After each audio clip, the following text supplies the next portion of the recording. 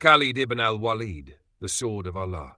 The Prophet Muhammad, peace be upon him, once said, "The best among you in the days of ignorance are the best among you in Islam when they understand the religion." These profound words were exemplified in the life of Khalid ibn al-Waleed. Before embracing Islam, he was a formidable opponent, instrumental in the Muslim defeat at the Battle of Uhud. However, after accepting the faith, he became one of Islam's greatest military leaders, securing decisive victories such as the battle against Musaylima the impostor and the Battle of Yarmouk against the Roman Empire in Syria. A study of history reveals Khalid ibn al-Waleed, Razi Allah anhu, as an unparalleled military strategist, capable of turning near defeats into resounding victories.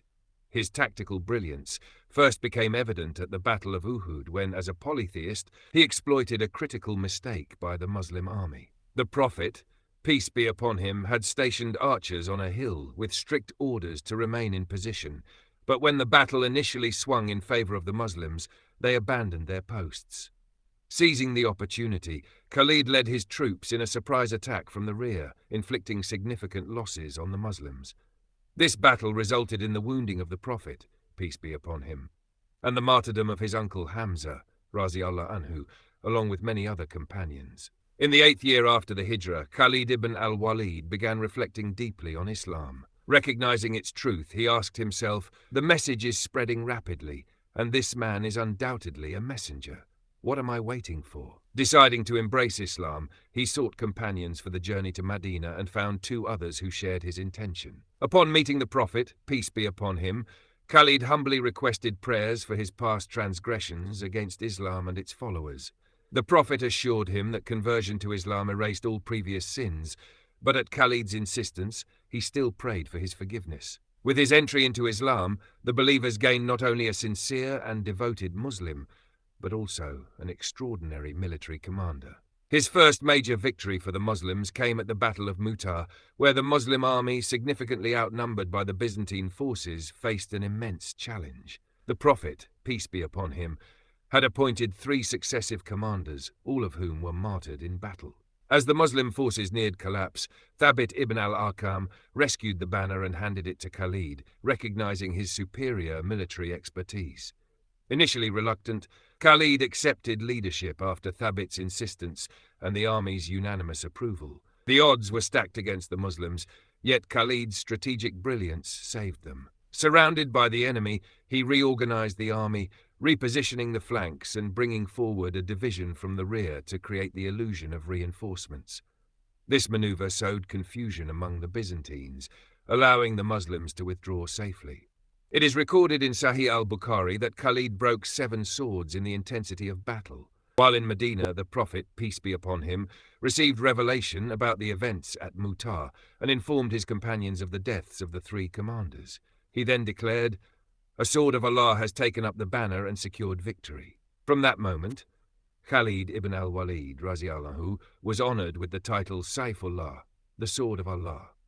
Upon the passing of Prophet Muhammad, peace be upon him, Abu Bakr, Razi Allah anhu, was elected as his successor. The new caliph faced an immediate and serious crisis, the wave of apostasy that spread across the Arabian Peninsula. While many tribes did not outright reject Islam, they refused to pay zakat, the obligatory almsgiving. To Abu Bakr, this refusal was equivalent to rejecting the faith itself, as zakat is one of the 5 pillars of Islam.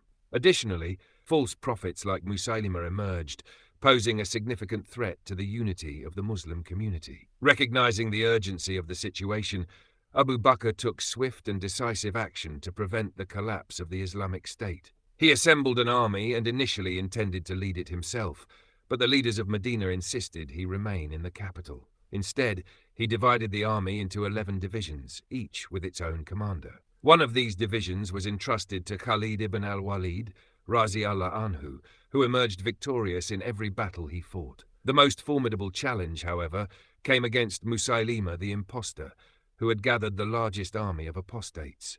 Understanding the gravity of this confrontation, Abu Bakr specifically appointed Khalid to lead the campaign against him. At the outset, the Muslim army suffered heavy losses.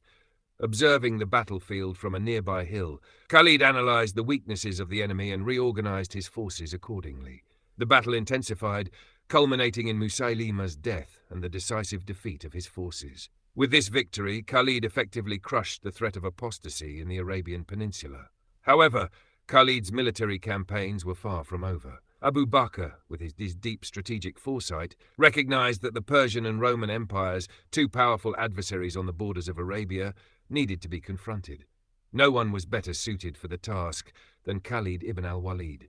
The Caliph ordered him to march toward Iraq, then under Persian control. Khalid successfully liberated the region, freeing its people from Persian rule. Meanwhile, Abu Bakr dispatched armies under the command of notable companions such as Abu Ubaidah ibn al-Jarrah and Amr ibn al-As to face the Roman Empire. As the Romans prepared a massive counter-offensive, Abu Bakr responded by sending Khalid to Syria to take charge of the Muslim forces.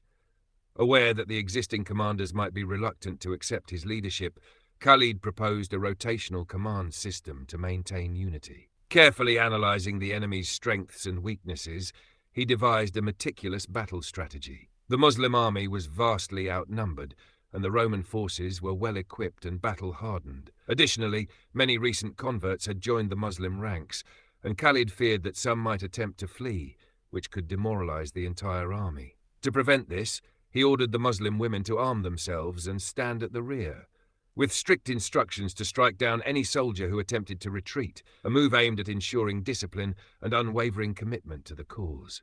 The ensuing battle was fierce. Despite being outnumbered, the Muslims fought with unmatched courage and conviction. At one point, with only 100 fighters, Khalid faced an entire Roman division. His tactical brilliance astonished the Roman commanders, one of whom called for a meeting with him during a pause in the fighting. The Roman officer asked, "Khalid, tell me the truth. Has God truly sent down a sword from the heavens, which the prophet gave you, making you invincible?" Khalid, though he could have used this to intimidate his enemy, chose honesty. "No," he replied. He then explained how he had earned the title Sayfullah, the sword of Allah.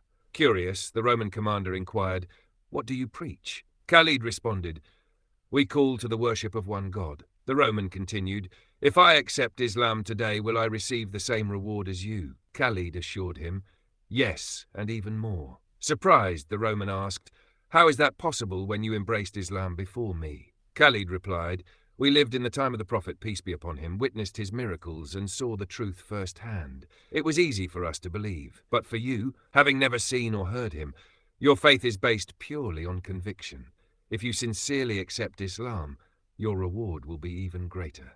Moved by Khalid's words, the Roman commander embraced Islam and fought alongside the Muslims, ultimately attaining martyrdom in the battle. Khalid's leadership was further demonstrated during this critical campaign. In the midst of the Battle of Yarmouk, he received a confidential letter informing him of Abu Bakr's passing and the appointment of Umar ibn al-Khattab as the new caliph. The letter also carried Umar's instruction to replace Khalid with Abu Ubaidah as commander.